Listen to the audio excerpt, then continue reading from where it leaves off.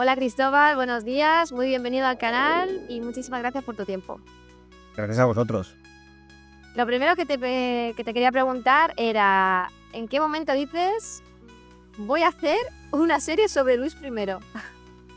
Eso nos lo hemos preguntado muchas veces. ¿En qué momento hicimos esto? No, pues en el momento en que descubrimos la historia, porque Adolfo siempre dice que es como un accidente feliz, y es verdad que fue pura chorra. Estábamos leyendo la prensa digital una mañana y de repente vimos un artículo así como súper pequeñito y discreto sobre la historia del rey más breve de España. Y fue leerlo y fue como de, ostras, ojo, porque aquí lo mismo y hay algo que mola. Entonces, más allá del titular del rey más breve, que ya te da para risas, ¿no? En plan de, bueno, pues es un rey muy pringado que solamente duró 6 meses, vamos a ver qué más hay. Encontramos que hay un montón de cosas muy interesantes a la hora de los personajes. En esos 7 meses de reinado pasaron muchas cosas muy interesantes y luego aparte reunía que pasaban por primera vez muchas cosas. Estamos hablando de que Luis I fue el primer rey Borbón, al mismo tiempo su padre fue el primer rey que abdicó en España, su padre también fue el único rey que ha reinado 2 veces. Estaba todo lleno como de muchas cosas que pasaban por primera vez en la historia de España y eso era muy interesante. Qué curioso. ¿Cómo definirías el estilo narrativo tan peculiar de la serie y qué lo hace diferente a otras de su género? A ver, me cuesta mucho definirlo, porque de hecho cuando la estábamos haciendo la serie decíamos, bueno, cuando la hagamos y la emitamos, y dependiendo de las reacciones de la gente, decimos que es una comedia histórica o es una historia con toques de comedia, ¿no? Estábamos siempre como en plan de, bueno, no sabemos lo que va a salir, porque es verdad que al final siempre son como mezclas que nunca sabes que puede coger más o menos peso, y es cierto que la serie, los 3 primeros son más divertidos, los 3 últimos son más trágicos, pero porque también estamos acompañando un final trágico de un personaje y nosotros, aunque hagamos una comedia más o menos mainstream, siempre le tomamos mucho cariño a nuestros personajes y queremos que el espectador sufra con ellos, y cuando hacemos comedia vamos a lo loco y cuando hacemos drama nos metemos en ello. Pero básicamente es una comedia histórica en el que nos hemos permitido aflojarnos el corsé de la historia, ¿no? Y que si en un momento dado Luis se enamora conoce a la que va a ser su futura esposa, y nada más verla dice, ¡buah, es la tía más guapa del mundo! Y siente que sus pies se elevan sobre el suelo. Queríamos que se elevase sobre el suelo y que volase. Entonces teníamos la suerte de poder tener a un rey en un patio de un palacio real que pudiese volar, y dijimos, venga, para arriba. O sea, ¿cuántas veces más vamos a poder hacer esto en nuestras vidas? Posiblemente nunca más podamos hacerlo. O sea que intentamos aprovecharlo y jugar y ser divertidos y pasarlo bien con la oportunidad. Mm. Además, el humor que utilizáis es un humor bastante actual, como por ejemplo cuando dice Felipe V que no puede echar al bufón, ¿no? Porque es funcionario público. Hay muchos Pero sí, paralelismos. claro, o sea, es que sí, o sea, jugamos todo el rato con pequeños guiños a la actualidad. Hay algunos a la gente que no entiende algunas cosas y no pasa nada porque tiene sentido en sí mismo. O sea, no estamos intentando forzar ni el chiste ni nada, sino que funcione la serie independientemente de si conoces eh, a Juan Carlos I o no, y las cosas que hizo, las que has dejado de hacer. O sea, que creo que Felipe V, aunque haya gente que quiera buscar paralelismos entre estos dos reyes eméritos, Felipe V es un personaje con una entidad propia que no hace falta buscarle el espejo en la actualidad como para disfrutarlo y para reírte con él. Sí, pero también es inevitable, ¿no? Como es un rey que abdicó, que también tenía, bueno, su fama con el sexo también. Bueno, pero aquí hay una pequeña diferencia. O sea, los Borbones siempre han tenido fama de estar muy salidos. Todo el rato, Felipe V, uno de sus mayores problemas era que era una persona muy fogosa y muy sexual. La diferencia con Juan Carlos I, que también, por lo que sabemos, lo es bastante, es que Felipe V siempre fue fiel a su mujer. Que eso es una cosa que por lo menos, oye, eso ya le diferencia de Juan Carlos. Ya ves. ¿Y qué es lo que más te sorprendió en ese periodo corto cuando te has puesto a investigar ya en profundidad para la serie?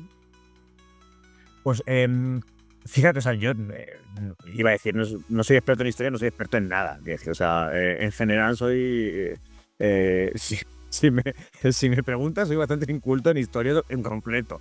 Y historia de la monarquía ni te cuento. Y entonces, a la hora de zambullirnos en un montón de libros y hablando con Eduardo Juárez, nuestro historiador, que es un experto y una eminencia en el tema, a mí había cosas como que me sorprendían mucho. Por ejemplo, me sorprendían que en la época, o sea, en la España del siglo XVIII, es verdad que había un rey, pero había partidos políticos, que es una cosa que dices, mira, estaba el partido castizo, o sea, había partidos políticos que ejercían un poco de lobby, como básicamente pasa ahora, ¿no?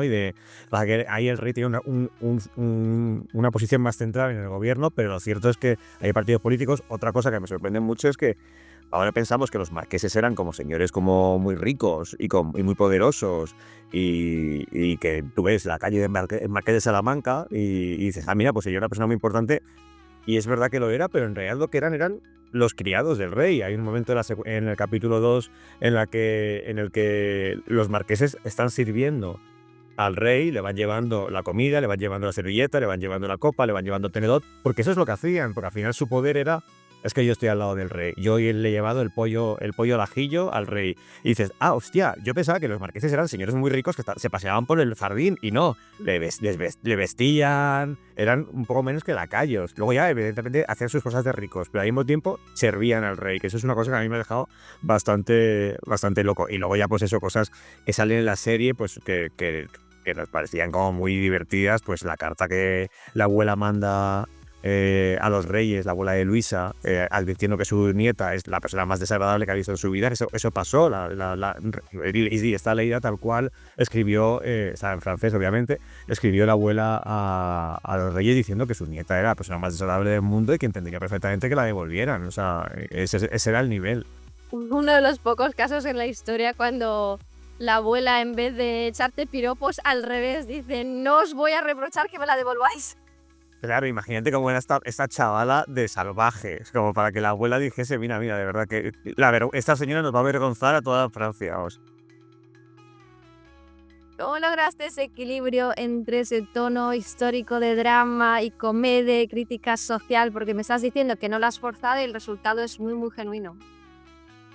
Pues esta pregunta nos la hacéis mucho, Adolfo y a mí, y siempre pero nos pasa desde Días Mejores, que Días Mejores era como un dramedia, había como un drama y había comedia y tal, era una cosa más feel good que esto, y pues no tenemos una fórmula, es más intuición y sobre todo queremos ser como honestos con los momentos. Y entonces hay un momento en el capítulo 2 en el que Felipe V está sobrepasado porque le obligan a hacer un acto y él tiene ataques de ansiedad, odia los actos públicos, no puede más, quiere abdicar, y hay un intento de suicidio, y esa secuencia es como muy bonita y muy dramática. Yo creo que funciona precisamente porque todo el mundo se lo está tomando en serio y está todo contado en serio, los actores están en serio, y creo que no hay una receta de 25% de chistes, 75% de no sé qué, ¿sabes? O sea, no hay esa receta, pero para nosotros es que los momentos sean honestos, y cuando hay un momento divertido,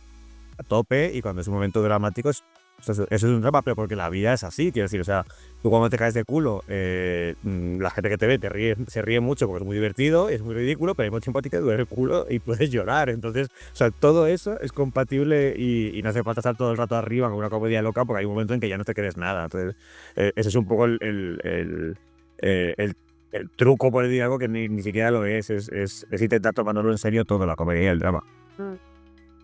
A lo largo de la serie, los personajes históricos se presentan, lo que me estás diciendo ahora mismo, de una perspectiva muy humana. Entonces, quería preguntarte cómo trabajasteis con Adolfo el desarrollo de estos personajes tan famosos para que fueran cercanos a la audiencia. Pues mira, intentando entender lo que sentían esa gente. Quiero decir, a mí no me dan pena los reyes.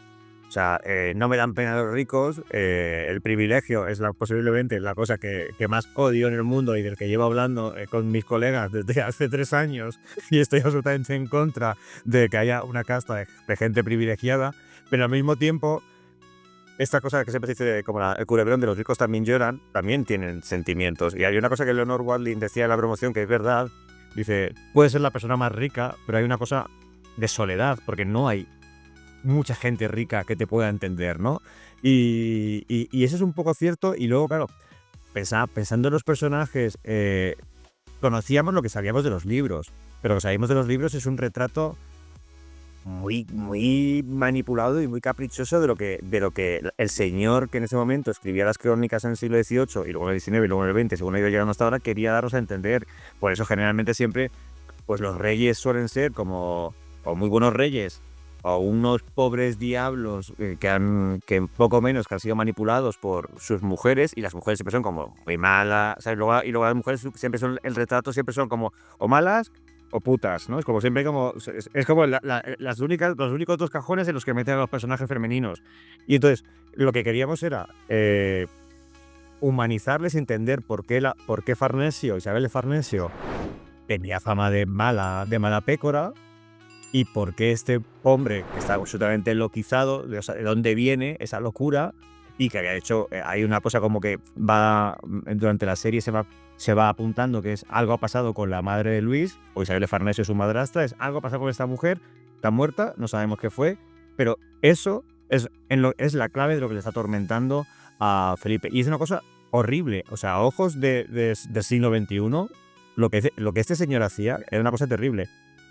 Pero en ese momento hacía lo que tenía que hacer, y eso es lo que tenía que hacer un rey. Y con Isabel de Farnesio igual, es como ella es muy intriganta, es muy maquiavélica, pero porque era una reina. Eso mismo lo hacían los reyes y no pasaba nada, era la función normal de los hombres. Sin embargo, cuando lo hacían las reinas era como de, bueno, esta ahora, ¿cómo viene la tía manipuladora? Como no, está ejerciendo su poder. Entonces, lo que intentamos siempre era, pues eso, buscar su parte de humanidad, o sea, no modernizarles, o sea, no queríamos que ellos actuasen con un comportamiento del siglo XXI, pero sí queríamos que se entendiera, aunque estuviese mal lo que hacen, que se entiendan por qué lo hacen. Y eso yo creo que es importante para salir más o menos del retrato típico que siempre acabas viendo en las series de época, que es, bueno, te cuentan lo que cuentan, pero nosotros queríamos ir un poquito más allá y rascar ahí dentro. Ujú, ujú. Además, el elenco, bueno, es espectacular. Javier Gutiérrez, Leona Watling, en fin. Los chicos tan jóvenes. Secundarios y bueno, y aparte de Alicia y Carlos, que son Luisa y Luis, los secundarios es que ahí Ana y Patricia, nuestras directoras de casting, han hecho un trabajo impresionante, pues es que hasta el último sirviente que lleva la bandeja son impresionantes. ¿Cómo fue ese proceso de trabajar con un elenco tan increíble? Pues es que cuanto más increíble es más fácil. Entonces, si fuera un elenco regulinchi, pues te podría contar muchas historias, o ninguna posiblemente. Pero en el caso de, o sea, con Javier Gutiérrez ya habíamos trabajado en Reyes de la Noche, ya le conocíamos, sabemos que es un tío que lo puede hacer todo en este país, da exactamente igual lo que le pongas, podría hacer, como dicen siempre de Meryl Streep, que podría hacer de Batman y lo haría bien, él podría hacer de Batman y lo haría mejor que Michael Keaton y que Robert Pattinson. Pero y a Leonor no la conocíamos, pero teníamos muchísimas ganas de currar con ella porque nos gustaba mucho lo que hacía. O sea, nos gustaba mucho que tiene un rango muy guay entre el drama y la comedia, y que luego, aparte de ella, es una tía muy dulce. Y darle el papel de un sargento estaba guay, porque yo creo que eso también la iba a humanizar. Porque si no sería como, tiene cara de mala y es mala, y ya es como la caricatura de un personaje. Y ella es una persona increíble, que está súper a favor, súper empollona, se empapó perfectamente del personaje, se más que todos nosotros. Y luego con los actores jóvenes, pues eso es una pasada, porque cuando... Eso es otro que te toca la lotería.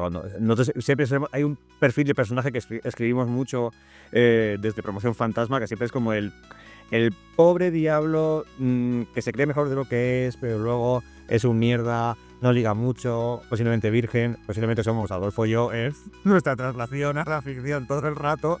Y es un personaje muy difícil de interpretar y muy difícil de encontrar. Y con Carlos, cuando mandó la prueba y se hizo un self-tape y mandaron la prueba y lo vimos y dijimos, ya está, es él. Es él porque físicamente ya tiene, siempre digo lo mismo y él se ríe cada vez que lo digo, pero tiene una cara de Cayetano que se cae para atrás. O sea, entonces, eso ya lo tiene, es borbónico, su nariz es borbónica, su cara, su porte, tiene algo muy, muy de la realeza. Y luego hacía en la prueba muy bien las partes de chulo, y al mismo tiempo, cuando tenía que transitar hacia la vulnerabilidad, lo hacía súper bien. Entonces, era esta cosa de se cree mejor de lo que es, pero él mismo es consciente de que es súper frágil. Y eso es muy complicado de encontrar, y eso Carlos nos lo ha dado, y sabes que es una lotería. Y con Alicia Armenteros, Luisa de Orleans, habíamos currado ya con ella en Días Mejores, aún así se hizo el casting como hicieron un montón de chicas en el proceso de casting y fue lo que creíamos. Nosotros cuando empezamos a pensar en el proyecto pensábamos en ella. Y por suerte no vino nadie mejor porque era ella. Entonces, porque igual, o sea, tiene su energía, tiene su cara, su pelo. O sea, era como todo el rato era ella. Y encontramos actrices increíbles por el camino y algunas las hemos repescado, las hemos metido en otros personajes porque también estaba muy bien, pero Luisa o sea, Alicia es que es increíble y luego es que es una tía súper divertida y da gusto trabajar con ella. Y se nota. Sí, sí, sí. Y luego, perdona, el resto, y muy rápido, el resto del elenco. O sea, para nosotros era muy importante tener actores muy buenos, porque aunque los 4 protagonistas son muy protagonistas y se llevan mucho tiempo en la serie, todos los personajes pequeñitos siempre hay momentos en los que están allí, pero tienen su secuencia. Teníamos a Pepe Villuela y de primeras, los 3 primeros episodios, que Pepe Villuela es Dios bajado a la tierra, es la mejor persona del mundo y un actor increíble. Pero los primeros capítulos salen muy poquito. Entonces hay un punto de decir, hostias, este señor está haciendo esto, pero porque... ¿Está bueno un cameo?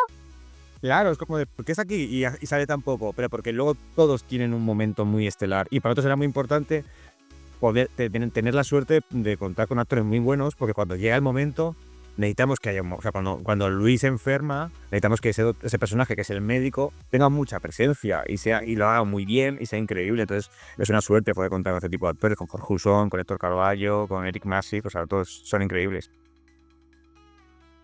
¿De qué manera crees que la vida breve abrirá un diálogo con la realidad política de la monarquía actual?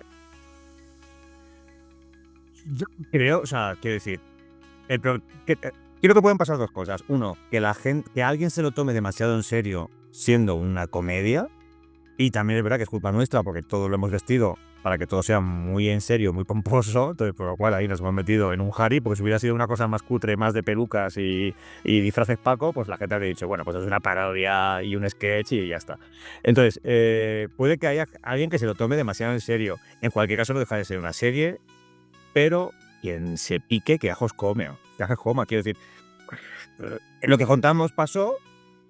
Si ha pasado después en repetidas ocasiones, que el problema es que no es que las actitudes del pasado sean muy parecidas a las de ahora, es que pasó con el hijo del hijo, con el hijo del hijo del hijo hasta llegar a... O sea, es una y otra vez y otra vez y otra vez. Entonces, bueno, pues nada, que Por algo será. no sé. Claro, pues a lo mejor es que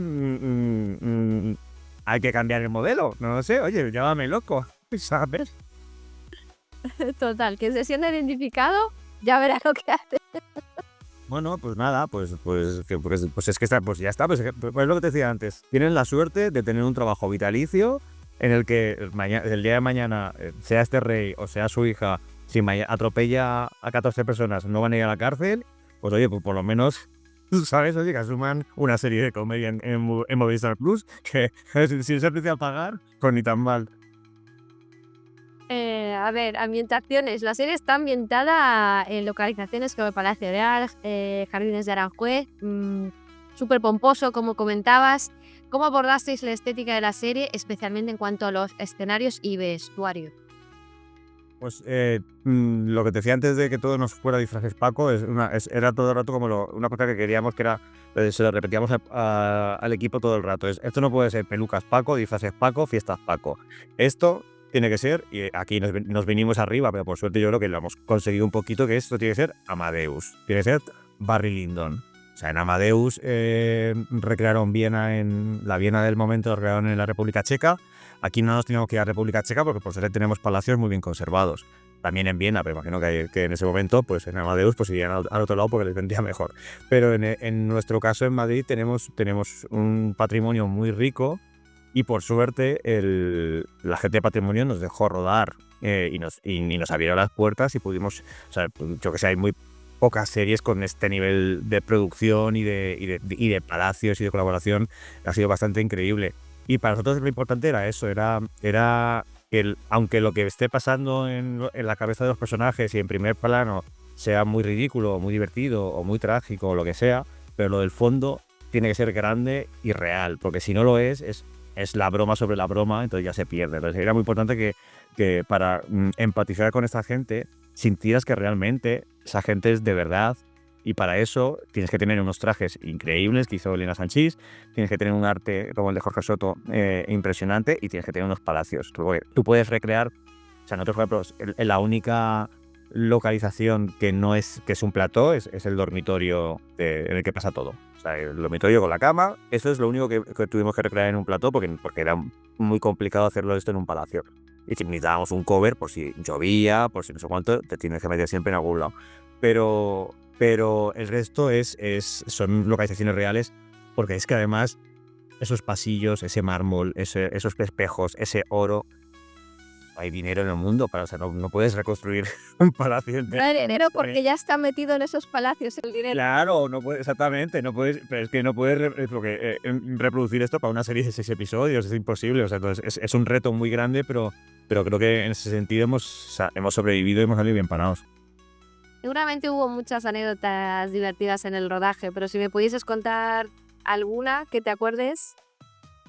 Mira, es que ayer justo tuvimos un coloquio en el edificio de Telefónica, que se hicieron la proyección de los 3 primeros episodios, y nos acordamos, o sea, nosotros, cuando Adolfo dirige 3 episodios, pero necesitábamos otro director, y estuvimos partiéndonos los cuernos en encontrar al mejor director posible, y un buen día vimos División Palermo en Netflix y nos encantó. Fue como de ¿quién ha dirigido esto? Es divertidísimo, está hecho con 4 euros o 4 pesos argentinos, no sé.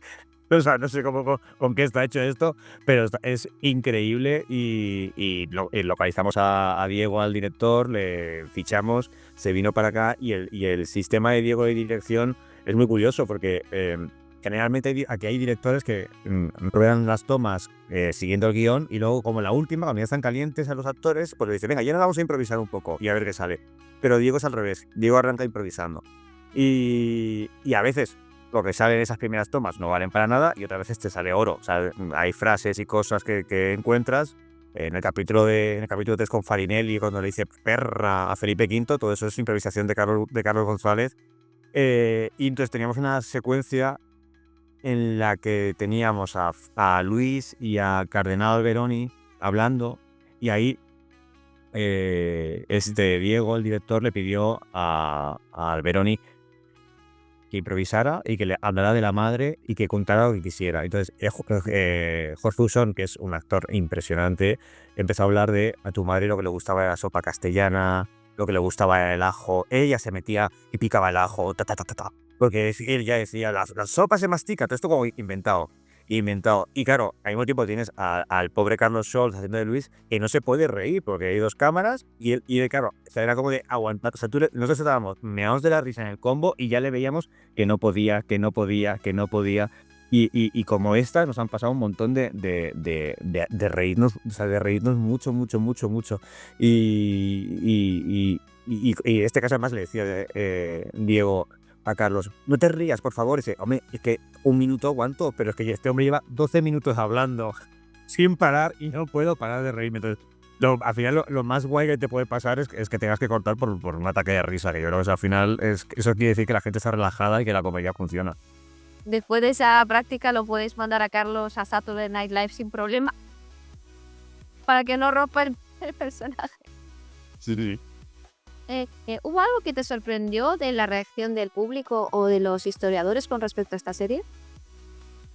Los historiadores, bueno, iba a decir los historiadores de momento, 4 señores en Twitter de repente dicen, no, el uniforme del alabardero número 3 no llevaba no sé cuántos rojos. Hombre, señor, búsquese una vida, de verdad. O sea, los uniformes, tenemos un presupuesto ajustado para hacer los trajes de los protagonistas como para hacer también el traje del alabardero 2 del fondo. Entonces, yo creo, o sea, los historiadores, por ejemplo, Nieves con Costrina, que no es historiadora, pero es periodista de historia, ha visto la serie y le ha gustado un montón y ella, que es muy macarra y muy antiborbónica, celebra mucho los golpes y la comida y demás.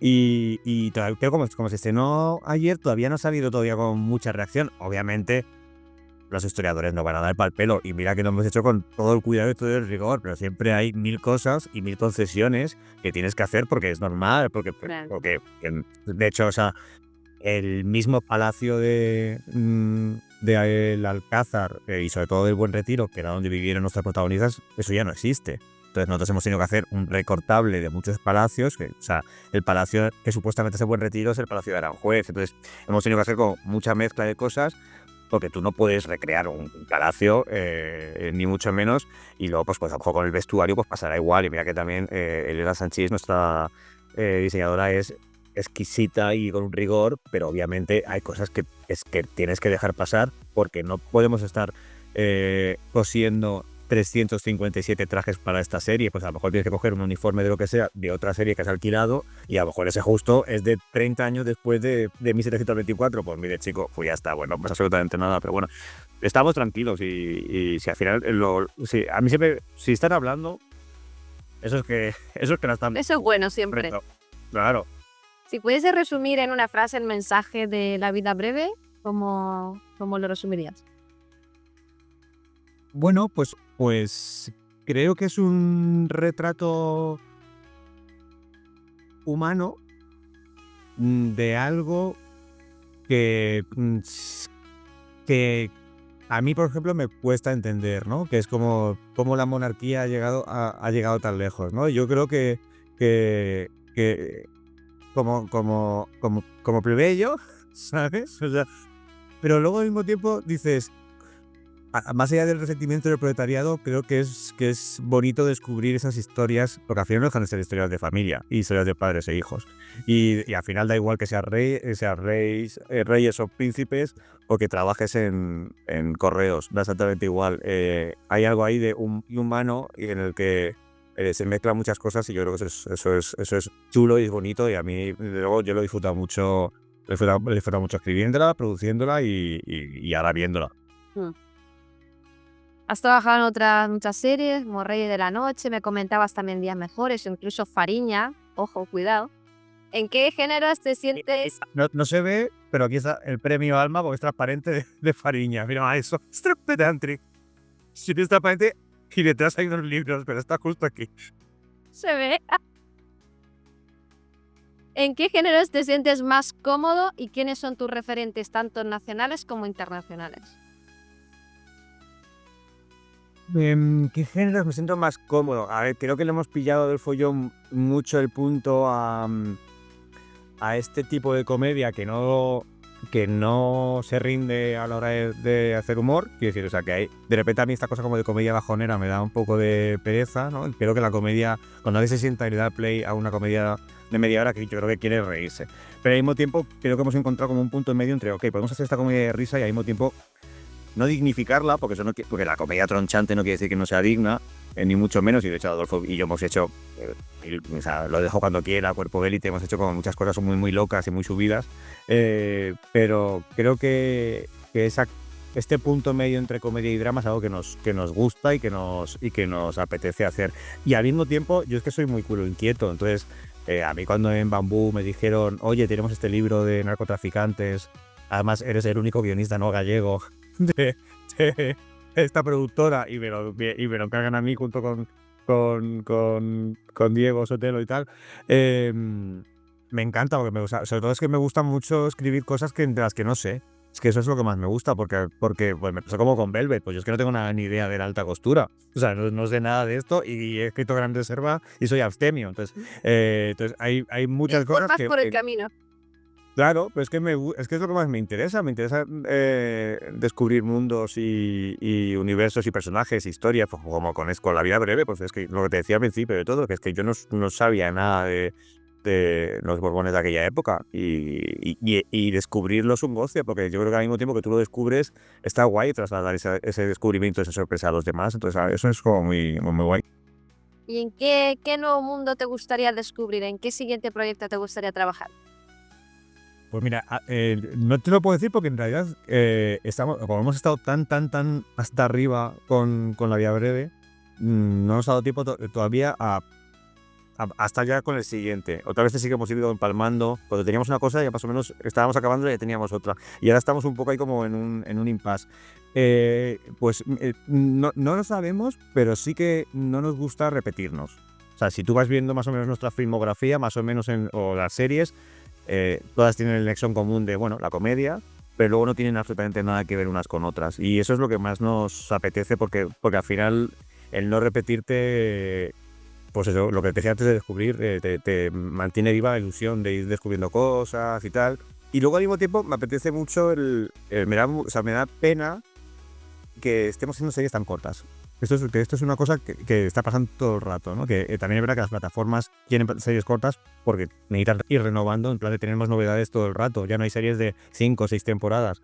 Y a mí hay algo en ese tipo de series que me gustaba mucho escribirlas, y como espectador yo lo agradezco también mucho, ¿no? Que es acompañar a personajes, o sea, porque por eso siguen funcionando Friends y The Office y ese tipo de series que como que le coges mucho, mucho, mucho cariño a los personajes y vas viviendo con ellos muchas cosas y te acompañan durante mucho tiempo de tu vida. Entonces, eso yo lo echo un poco de menos, pero bueno, al mismo tiempo tenemos otras cosas que también están bien.